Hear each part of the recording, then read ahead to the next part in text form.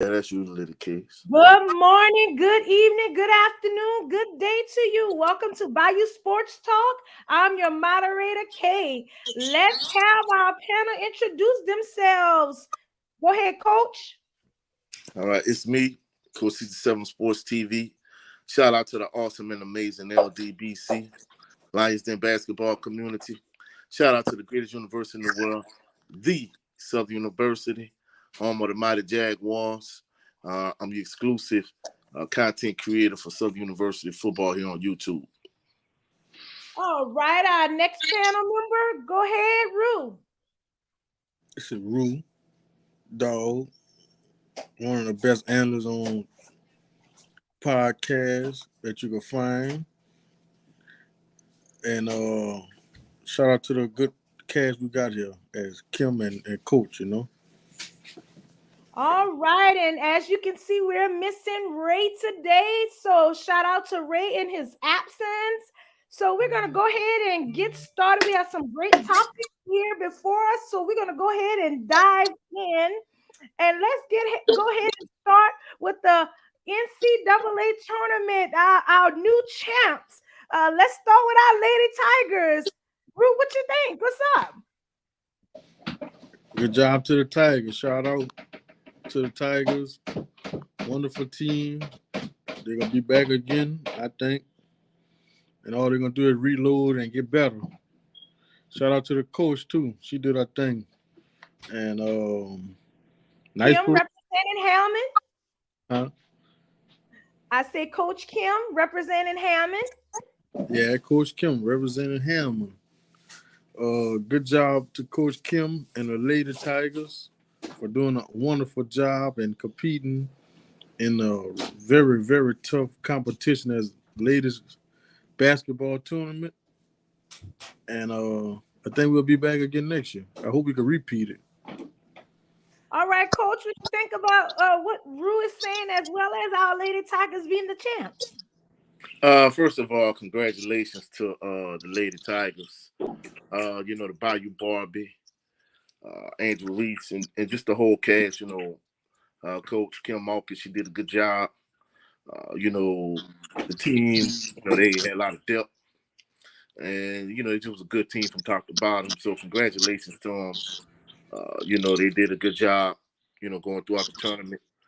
Me personally, I kind of want to see them beat South Carolina instead of Iowa, but nevertheless, they did their thing, and congratulations to them. All right, so let me ask you guys this, and I know it has been resolved, but from your perspective, what do you think about the controversy that has been swirling around Kim? I mean, I'm sorry, swirling around Reese, as well as with the team going to um, going to DC. Coach, start me off. Well, first of all, with the whole Caitlin Clark and Angel Reese situation, it all kind of started when Caitlin Clark throughout the NCAA tournament, more so in the Final Four game against South Carolina. She used the John Cena "You Can't See Me" hand gesture, even though John Cena didn't originate that. He's more synonymous for it. So she did it against South Carolina, and then when LSU beat them in the championship game, Angel Reese did it in response. Just kind of did it. Just kind of like, "Hey, we the champs, and you can't see me," and that type of thing. So Angel Reese got a lot of backlash, a lot of criticism for it. Dave pointing on it, the owner of Barstool Sports, he called Angel Reese a classless piece of crap. And I mean, you got a lot of individuals that just kind of came at her, and it's a clear cut and transparent double standard. Now I know we have an infinite amount of double standards in this particular country, whether it's male, female, black, white, but in this particular instance, there's a race double standard. When Kaylin Reese did it, oh, she's a competitor and she shows real team leadership and blah blah blah blah. But yet when Angel Reese does it, she's a classist piece of crap, and she just kind of caught a whole lot of backlash for it. Many individuals pointing out the double standard in the entire situation, but more than anything, it just kind of shows that like the double standard in this particular country. And then eventually it got on to Jill Biden, who's the first lady. Basically, she wanted to invite Iowa to the White House along with LSU. Basically, hey, they showed, LSU didn't show good sportsmanship, and she felt sorry for Iowa and blah blah blah blah. And like I say, all across the landscape of sports, you can see the double standard. Just to give you an example, you could watch a NFL game back in the day. Black quarterback throwing a double coverage. That was a stupid decision. This poor decision making skills. Where somebody like Brett Favre, he constantly threw in a triple and quadruple coverage, but they told him, they say he was a gunslinger and he had such courage and blah blah blah. And I'm like, man, do they not see the double standard? Part of the reason why I joined the LDBC is, from the boxing standpoint, Floyd Mayweather Jr., he could box, he could move, this, that, and the third. He's boring, but yet Oscar De La Hoya does the same thing. This beautiful boxing. So it's a double standard you can see, across sports in the sports landscape. You can see it in the social justice system here in this country. You can see it in the education system. So, I mean, it's just double standards that we got to deal with in life. Eventually, what ended up happening was, Andrew Reese said, LSU, they weren't going to go to the White House, but they wanted to go see the Obamas. But I don't know who called or whatever the case may be, because, she was upset the fact that Joe Biden in his bracket, he didn't have LSU making it out of Baton Rouge. And I think the thing she didn't realize, when you get a president and they making, I mean, for the exception of maybe like Obama or somebody actually watched sports, most of those guys didn't even know what's going on. They advised to whoever, making these brackets for him. So he didn't know anything about LSU. So evidently a phone call was made, everything was resolved, and, they're supposed to be visiting the White House. But like I said, more than anything, this whole controversy, just kind of shows the double standard in this country. And the crazy thing about it is, Caitlin Clark came out in defense of Angel Reese. Say it was nothing really wrong what she did. Anytime you got Dave Portnoy and Keith Olbermann and these older white men criticizing Angel Reese, who's the same age as my niece, it's like, come on, man, y'all crazy. So it is what it is. Okay, Rue, what are you thinking? Because I did see the interview with Angel Reese. I'm unsure if you guys saw it, and she spoke about, the problems that people were giving her, but she said one thing, her team did back her, and she said she had a lot of other individuals backing her. What do you think, Rue? I think Angel Reese, excuse me, Angel Reese is a very bright, intelligent young lady. Like, she has a old soul in my books, because the thing she was saying was like real. I don't know how y'all took it, but it was real. And as a black man, white man, we don't get the same value and the same looks. Like, you could do something great, it could get overlooked. But this man right behind you, and I'm not trying to make this out of racist thing or anything like that, but it's just something that goes on in the modern day era, and it's something that goes on every day, not once every blue moon. This goes on all day, like working on different jobs. It don't matter what you do, what kind of field you in. You can be strike on you because of your skin color, which should not never come up.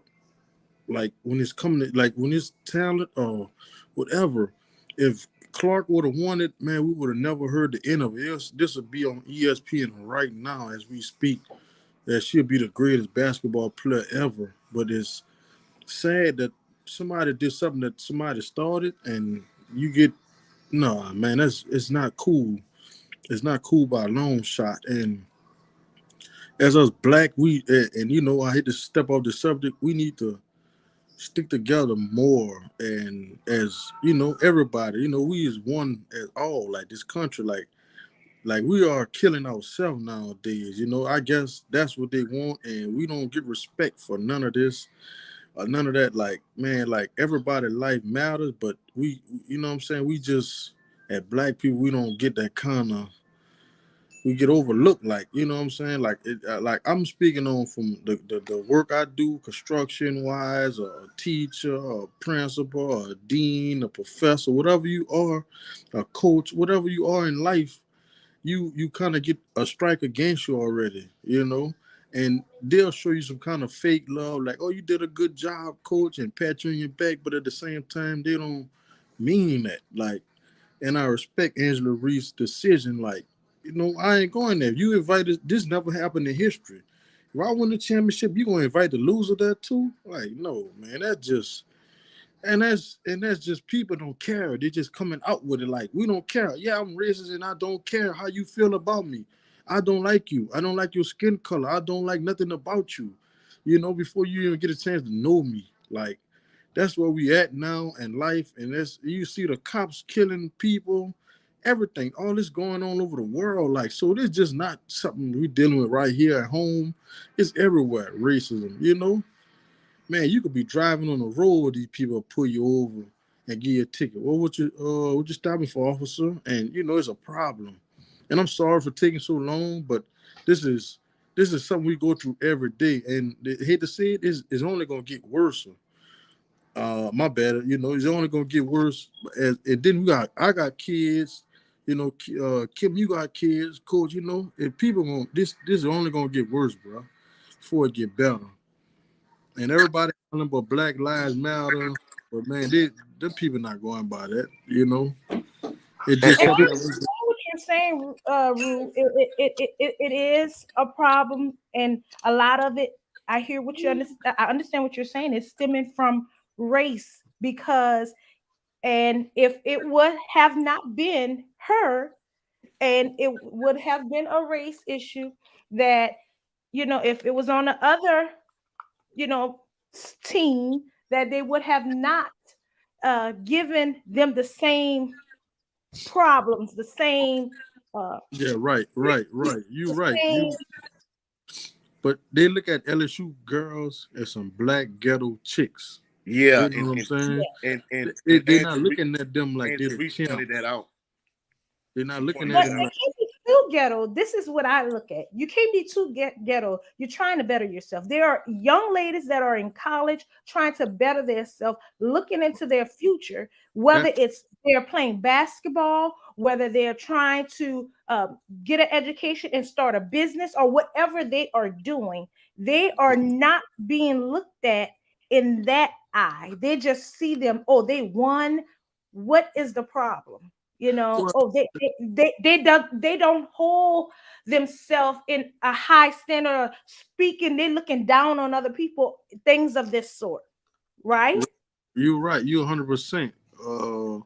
But you know how they look at it. We looking at it. They going to good school at LSU. The people, the world looking at it like they ghetto just because they wear their hair, their lashes, their nails, and they high five it. They got a different kind of swag. Like, you got to realize this is the South, baby. We different, especially in Louisiana. So they got a swag. They shaking hands. They doing this and that. They being loud. That's how they approach of winning.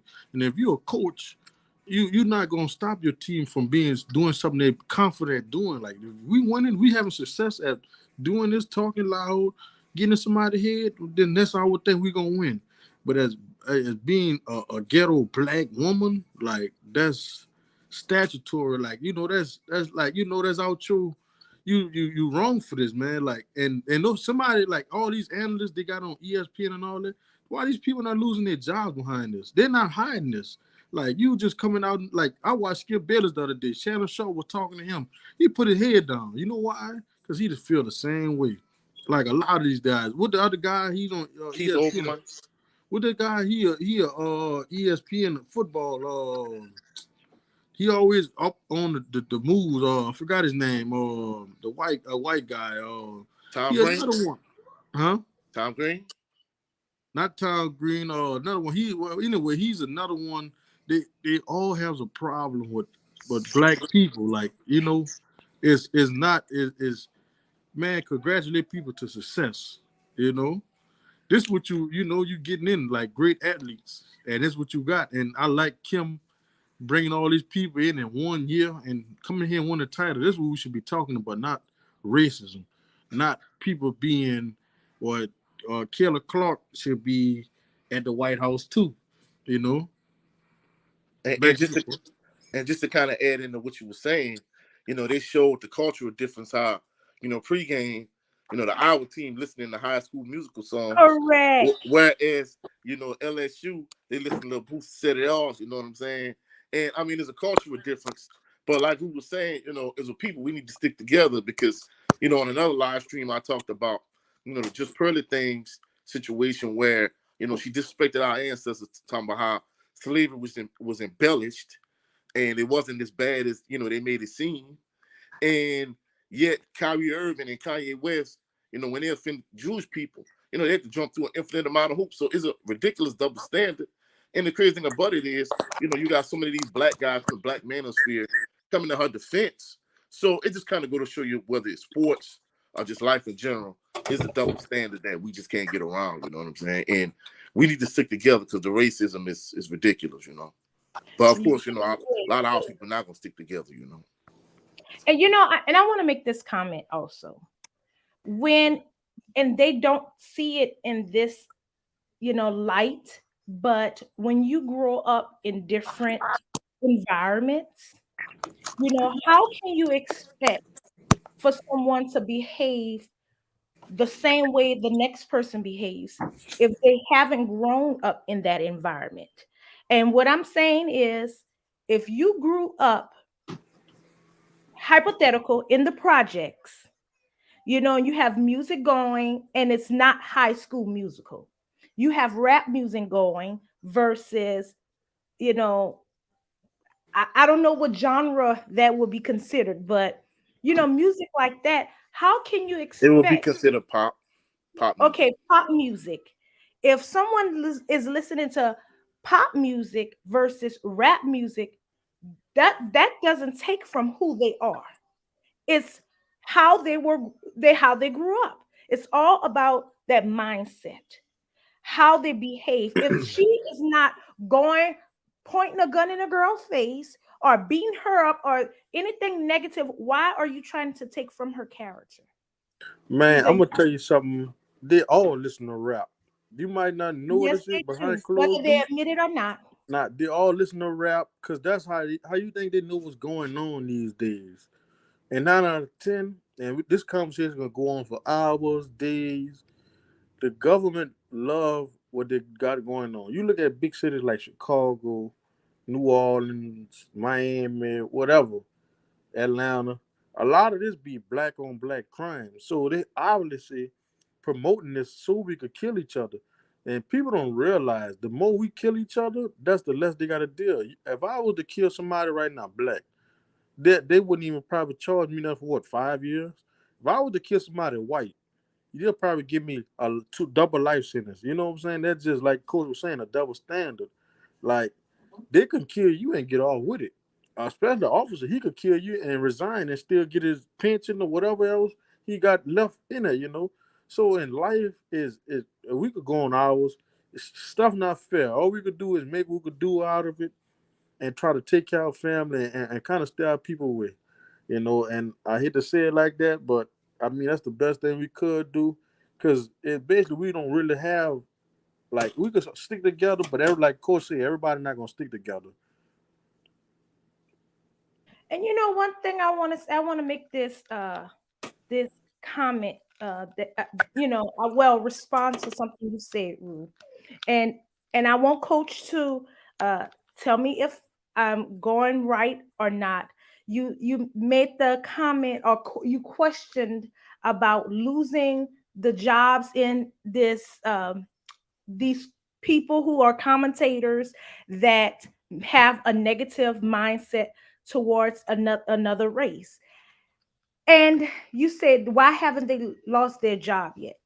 If they lose their job, there's going to be more than just that one person lose. There's a lot of people will be losing their jobs.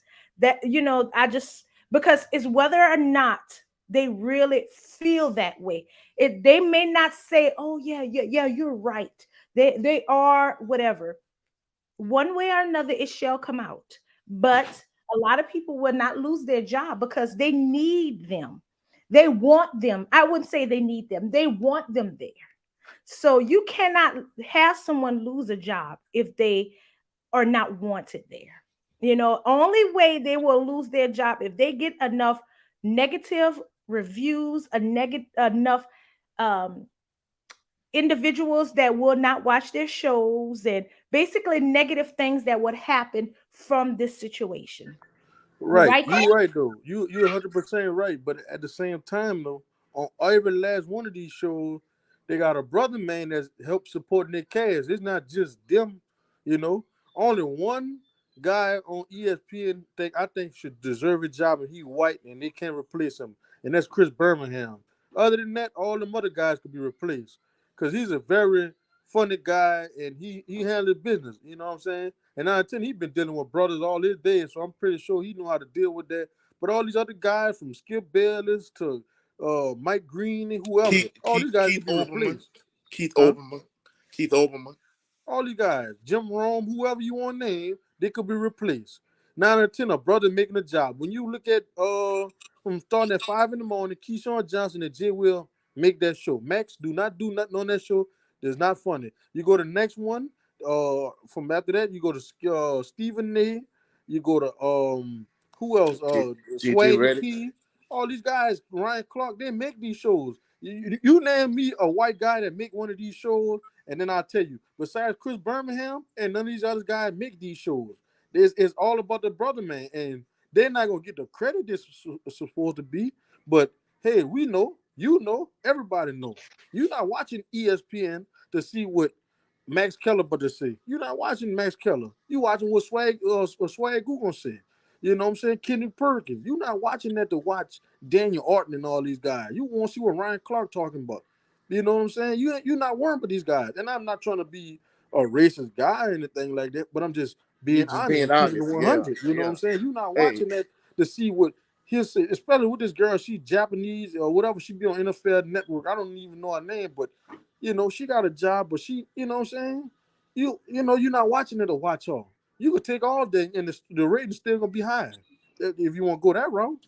You know, to me, you could put somebody like Ocho Cinco on there. You would have more comedian slash funniness with it. You know, I'm just being honest with it. And like basketball, your girl handling a business. With the Andrews and Monica Nutt and all them. That's what you watching. You're not watching to see what Rebecca Lobo talking about. You know, I'm just being real with you. no, hey, and you bring up a valid point because Max Kellerman, in terms of being just sports analyst and the boxing analyst, he's always kind of been trash in my book. Chris Berman, he's done an excellent job over the years. So, and you bring up a valid point. I mean, it's not just, in the sports space, like I was saying, even we talking about the just pearly things. She kind of elevated by having all the black people on her show, make her show what it was. You know what I'm saying? Just her in a vacuum by herself. She's boring as watching paint dry. So, like you said, all of these shows we talking about, the athletes and the guys that they have on the show, like you say, like Jay Will and Keyshawn, even if you look at Undisputed, uh, man, you take Skip off of there, guess what? It's still gonna do what it's gonna do. You take Shannon Sharp off of there, it's a completely different show. So you bring up an excellent point. Man, R.I.P. the best analyst ever to do it in business, Stuart Scott, dog. The Yes, best. I was just speaking about him the Yeah, other day. yeah. Man, ain't no, you couldn't watch ESPN without hearing it do whoop, whoop, you know what I'm saying? Do the thing. You get your boy down with the boogie down, it was funny, like, he was the man, bro, and he made it, bro. You know what I'm saying? And yes, y'all do make a valid point, because I know when I watch it's with when I watch Stephen A. Smith, I watch just to see what Stephen A. Smith is gonna say. Now, I'm So gonna be honest with him. He all right. He kind of corny too. yes, he is, but still, you know when someone is loud and has this rambunctious attitude, like they just get in your face kind of personality, it brings views. It brings like example shows like The Housewives of Atlanta. It's so much action, so much drama. People watch, but in that instance, he brings passion in what he speaks about. That's why I watch. So, but that's not here nor there. But let's move on, because it is getting kind of deep, and I want people to know that these are just opinions. Um, so let's move on to our next topic: NCAA champs for the men. What are your thoughts, Coach? I'm gonna keep it real, like Rude Dog said a few weeks back. Nobody really wasn't checking for the men. This was all about the women. I mean, I watched a little bit of the game. I wasn't even interested. I just turned it, to be real with you.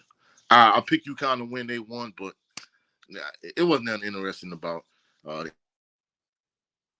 No, it wasn't as interesting as the women in my opinion. But Rue, what are your thoughts?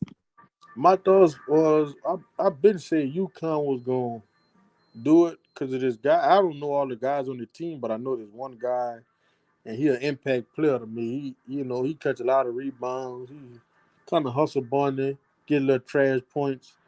But on that token, like it wasn't interested like it normally be or whatever like that. But the women's really took it all this year. I think the women is gonna be a women's thing for a good little while. The way they're going. All right. So and yeah, it wasn't as interesting, but it was, sports. It was sports because not all games can be as interesting as the next game. So with that being said, Rue, let's move on to our down south home team, the Pelicans. We know that the Pelicans did not make the playoffs. What are your thoughts? Uh, Man, it was a sad season for them. Like I guess the expectation was so high to come here but I'm gonna go everybody putting it on Zion. I mean, I'm not gonna sit here and blame just Zion. It's not just Zion as the player, not the only player on the team. I think it's more like like it's a team sport. So I don't think like Willie Green. And don't get me wrong, they had a lot of injuries, but I think Willie Green should have put his players in a better position to win. You know, as we all watch the game Wednesday night, Valanciunas, you paying him this kind of money, he should have got the ball down low. Every play looked like you ain't had nobody on their team to stop him. You know, they ain't had a soul on their team to stop Valanciunas and all this one-on-one basketball. Like we can't just play one-on-one basketball. And another thing, the refs did not get them the calls that Oklahoma was getting. Man, you look at him too hard, that was a foul. You get too close to him, that was a foul. And another thing about Willie Green, you didn't play Dyson Daniel at all. And I ain't saw him play in the game at all. He should have played more. Najee Marshall. You need somebody that kind of like you wouldn't we getting the calls, so you got to make them blow that whistle. You got to go to the rim. You got to make them call that. You got to make them all that just shooting jump shots as CJ McCollum was doing. It just wasn't. It wasn't enough. It wasn't enough. And everybody quick to say, "Oh, Zion, he was healthy." Oh man, just could the man did one warm up game? Don't you know what I'm saying? He figured he ready. Everybody ready to point the finger at Zion. I don't think that's the problem. You know. I think the problem is you need to play. You got that last year. You could have did it again. And Valanciunas is a dominant big man, 7 footer, 260 pounds plus. Ain't nobody could stop that under the goal. And when you start double teaming him, you're gonna kick it out. You know, dang, you should have got a little bit more play. I know Alvarado was out, but we should have. We didn't play that game like we were supposed to, man. We beat ourselves, I think, bro, by getting down to these balls. When we started off, should have put our foot on their necks and kept going with it. You know, dog. They didn't want Herb Jones was all over your boys, and man, we could have beat them boys with ease, bro. They just were letting them boys back in with open shots. Man, look at Josh. What is Josh Gritty? He had 30 some points on the Pelicans. How many he had last night? He probably had, but he even had 10 points last night. That's what I'm saying. We didn't play these boys like we supposed to. We give these boys confidence when we play these boys by letting them boys making a shot and making a shot. You know one thing how they go, of course, with basketball. You make one or two shots, your confidence through the roof. I can make the next shot. If you look stop that early, get on these boys, get in their waistline. No, first half Alexander, what is SGA? He didn't do nothing. Shea Gilchrist Alexander. He didn't do nothing. Herb had him locked up. Then Josh Richardson did a good job on him.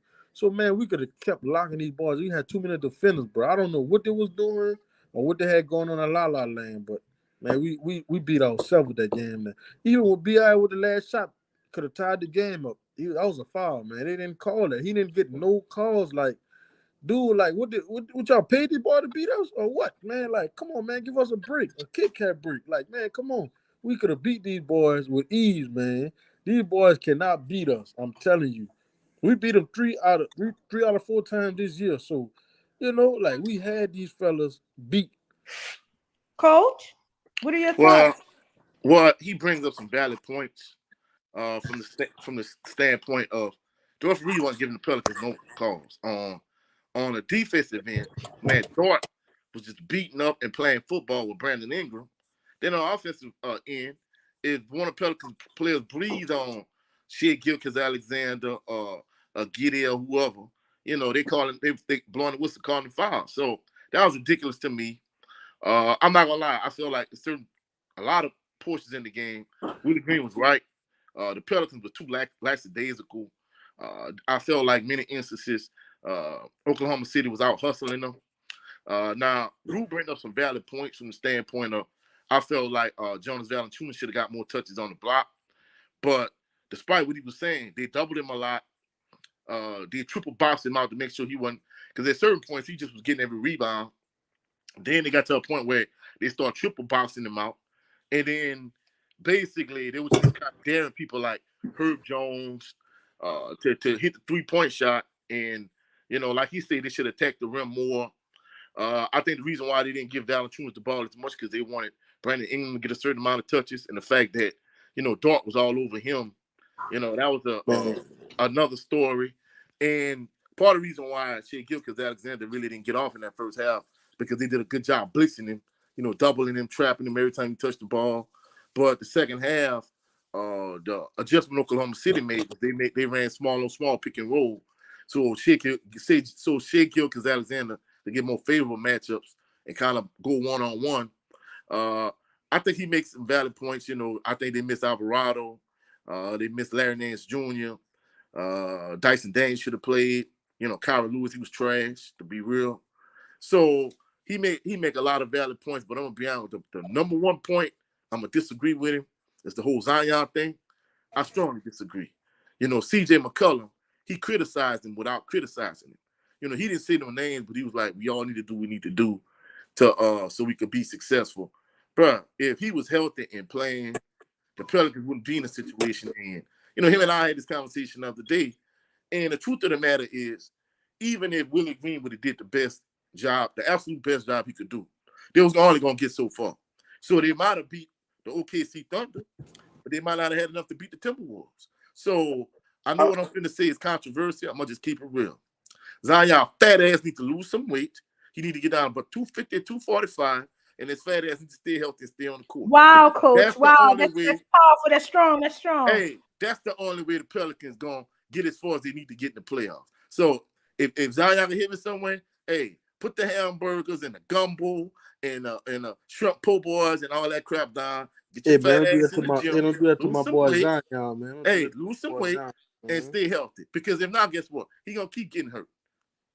What do you agree with, Coach? No, I in a way, like, yeah, but in that arsenal, like, you agree. Come on, man, bro, keep it real. Listen, man, this dude, it might just be in him, like, he might just be, like me and IG were talking one day, he might just be a big bust, like, like we might look at it like that. They stay hurt all the time. Then you gotta look at it like Joel Embiid was hurt his first 3-4 seasons in the league too. And he was taking off seasons. Like, he wasn't on no episode with the Sixers. He was off of seasons, Look at the kind of player he is now. So, man, bro, listen, let's go back to being a coach. Dog, you ain't last year. Man, forget all that, bro. Man, if you ain't got your best players, that's what's wrong with everybody now. We ready to point fingers. We ready to point fingers. You point a finger at Willie Green right now. You point a finger at Willie Green right now. Yeah, we are. As a coach, you gonna go further as you is as a coach. Like you know how you got more talent. Dude, so he couldn't get too much more juice out of that orange than he got. So you mean to tell me Oklahoma City got more talent than the New Orleans Pelicans? Dude, every rebound, every long rebound went their way. The referees gave them all the calls. But So that's still not sometimes from a coach's perspective, things just explaining go his the other point. team way. Ain't that he could do but all of the things that happen. Yes, he could have. You don't think so? Man, To a certain degree, yes. To a certain man, degree. bro, listen. It's all about the energy in the building. You got Jackson Hayes. You said you could have him in the corner, like by the 3-point line. Back screen, alley hoop. Don't. You got the fans in New Orleans ready to erupt. You got players, you got different things. Bro, as coaching wise, no, they don't have nobody on the team that jump with Hayes. They don't have nobody that stick Valanciunas. They don't have nobody like a Najee Marshall. Like, people don't give these guys credit. Everybody just ready to say, "Oh, Zion and play," so we're gonna put it on Zion. No, you gotta go out and You put take it on these Willie games. Green now, bro. You gotta go out and take these games. You gotta go. They shouldn't have got to this position anyway. As a veteran, that CJ McCollum, bro, you got veteran. You got everything on this one team. Oklahoma City just got what? Your boy Alexander. After that, you get it, man. These guys are bottom of the barrel with Oklahoma City. This And dude guess had what? They beat the 40. Pelicans, though. This dude had what? 40. Like, what he had? 40 point games this year. You know what I'm saying? So besides him, they don't really have nothing. So ain't no way if he locked down, ain't nobody else should have no confidence. This game should have been over by halftime. Bam. We should be talking about Minnesota playing them yesterday. This is what this conversation should be about. Playing them. We could have beat them too. You know, we could have them fighting again like they were fighting the other day. Man, we got the talent on the team to do this, man. We could have been right now. The projection was New Orleans and the Denver Nuggets will be playing tomorrow. You know, that was the plan. So as we speak of this, bro, everybody just can't say Zion with the fault. Man, Willie Green, you should have Sure had would. these boy jockstrap. Like, where you going there? You ain't going nowhere. Let me hold you down. You ain't going nowhere. That dude Dart hitting all them threes like that, that was a confident booster. Man, because guess what? They was doubling and they was blitzing since Jilkins Alexander. That was left them wide open. Man, you ain't had to do that. Herb Jones had that boy locked down, bro. Then your boy Josh Richardson come right in there and did a better job. So, dude, you saying all this, guess what? Hey, if Zion fat ass would have been on the court, they'll be the number 1 seed over the Nuggets. And we wouldn't even be having this conversation. but guess what though? Zion getting hurt, man. So you all Well, right, I then mean, say if you do this lose the thing about pounds. it. This the Say thing about if you it. do lose pounds, you might just have an injury in his body that's always linger around and Well, come guess back. what? We got to get to that point. If he could get down to 250 and then he get hurt, then we can have that conversation. But he ain't got down to 250 for us to find out. So we don't know. Man, you get to 250, you still a lot. That's a lot of jumping in the air. Before Dude, he might get down to 190 or something. Charles Barkley about the same height, a little bit shorter than Zion. When Charles Barkley got down to 250, guess what?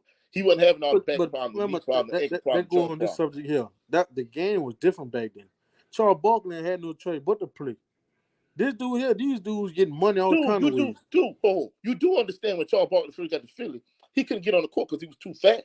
Moses Malone told him you fat and you lazy. Moses Malone told him that. I mean, just think about, listen to the comments Zion made. There's Zion, when you going, we see you dunking and running this, that, and third, when you're going to be back healthy to get back in the lineup. He said, well, I'm physically okay to go, but I'm not going to get back on the court till I feel like Zion again. So that's code for, hey, I'm healthy, I can play, I'm healthy, and I can play, but I just don't feel like playing. Dude, all the games you'd have missed, if anything, you ought to be like, you know what? Hey, I'm going to go give it a shot. As much money as I'm getting paid, I'm going to give it a shot. But since he always getting hurt, well, I'm not going to come back till I feel like Zion. Come on, man. That's bull crap.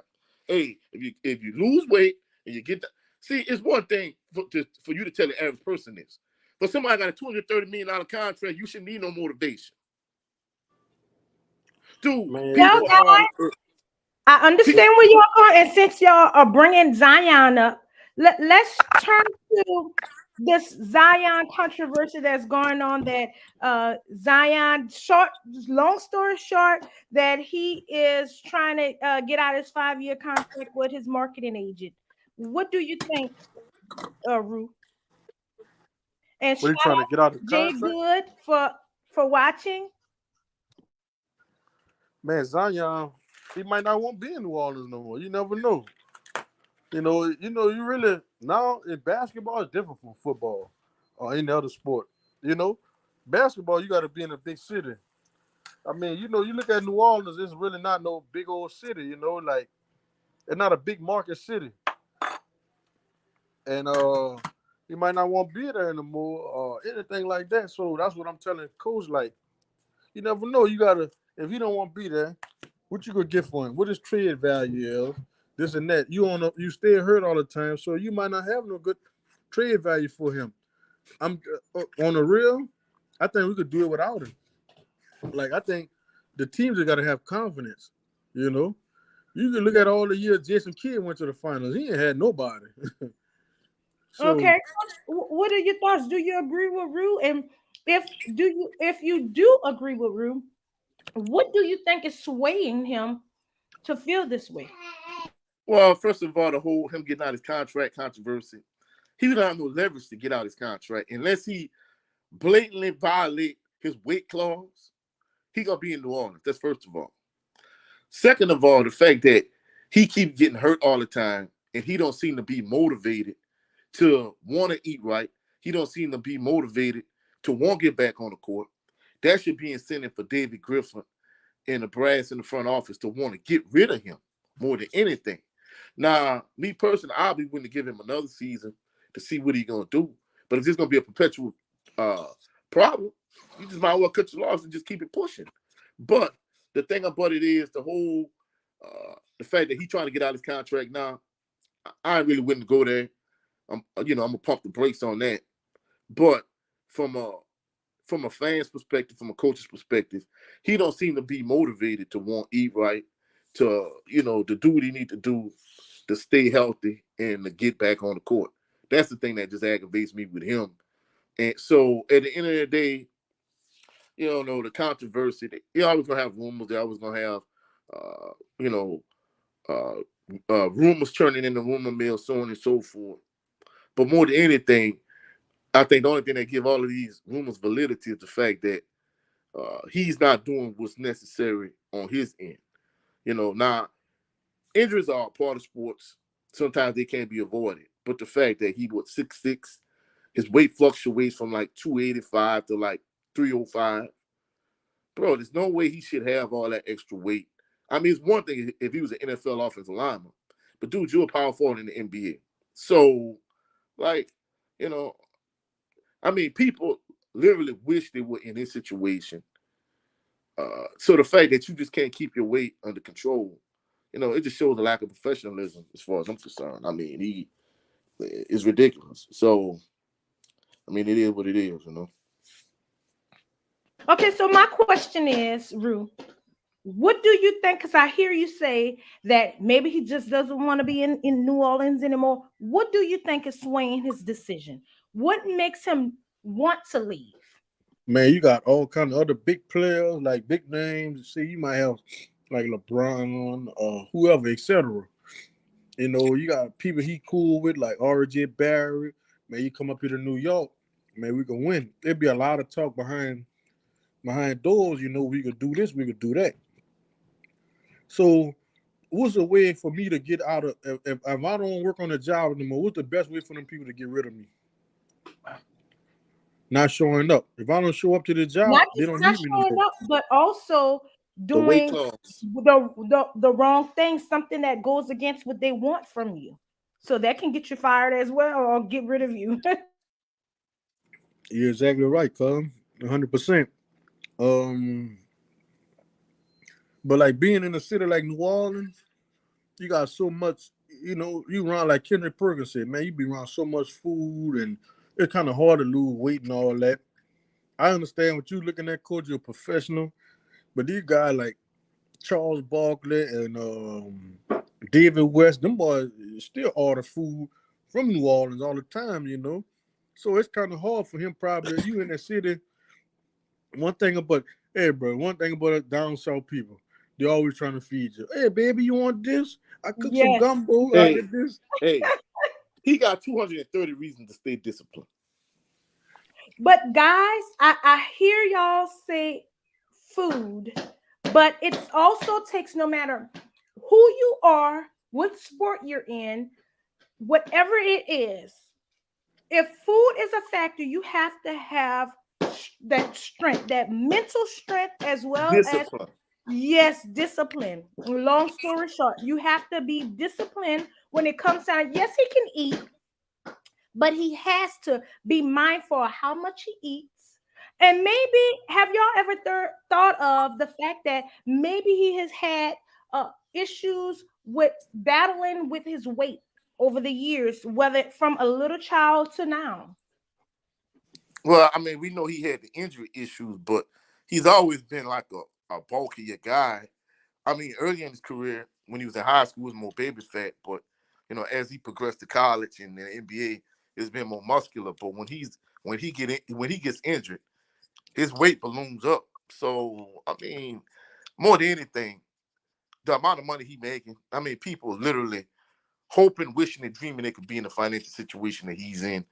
And as far as I'm concerned, from an NBA perspective, he not he not living up to his maximum potential because of his weight issues and his injury issues. But I think the two are correlated in terms of the weight and the injuries. You know what I'm saying? Rue, what are your thoughts? Do you think, because I heard you say it's not always the way you think, it's more so that someone is maybe in his ear telling him to leave or come to another team or whatever the case is. What It do you could be think? that it could be that, and it could be somebody just injured. Like you could just be an injured person, like his hamstring. He really might have problems. I don't think so though, but I'm just saying though. I think he just, I don't know. Well, you might never know. He's a guy that's open to more to his family than his teammates. Like he might tell his family, "I don't want to play right now." It might be a big old stubborn kid. And we don't know about what's going on behind the scenes. We just know because I see sometimes he says something, David Griffin says something. You never know what's going on. We don't know what's going on behind the scenes. All we can do is speak on what we know about. Like we looking at Correct. it like he's being lazy. He don't want to lose weight. All right, we looking at that.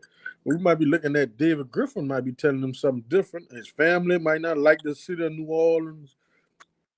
We don't know that. We But don't know. So something, whether his family or individuals don't like that city, that's something that should have been brought up prior to you signing your contract. You Well, signed with this team, and you had an obligation to perform. That is a part of your job. well, when the Pelicans beat out the Knicks to get the number one pick, if you just look at his facial expression, he didn't look too thrilled. The Pelicans won, and the Pelicans front office, they acting like they won the Powerball.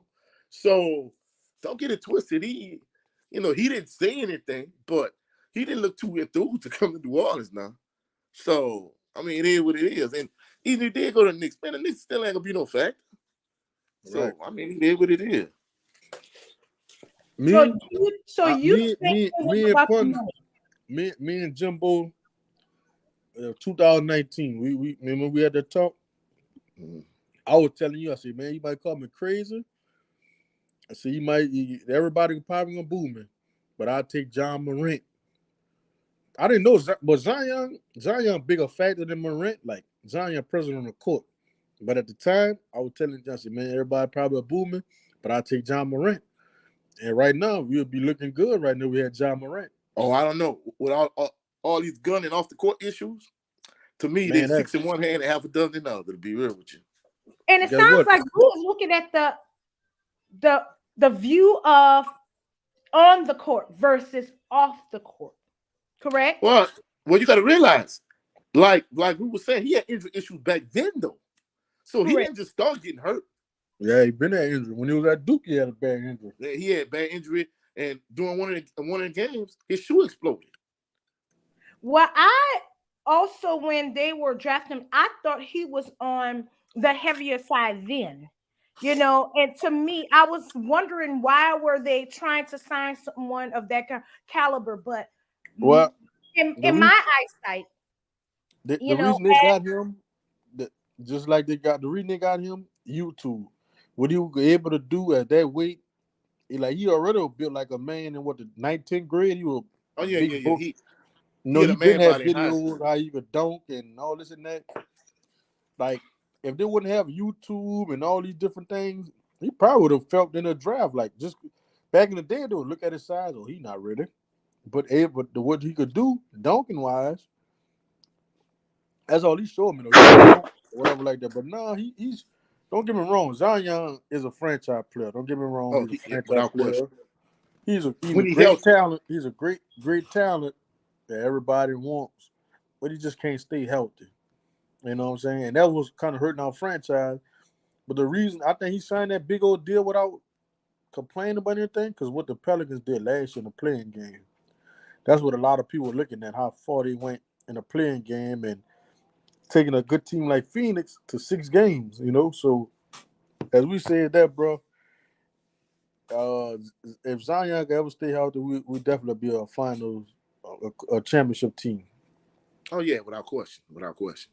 So let me ask you this as we wrap up.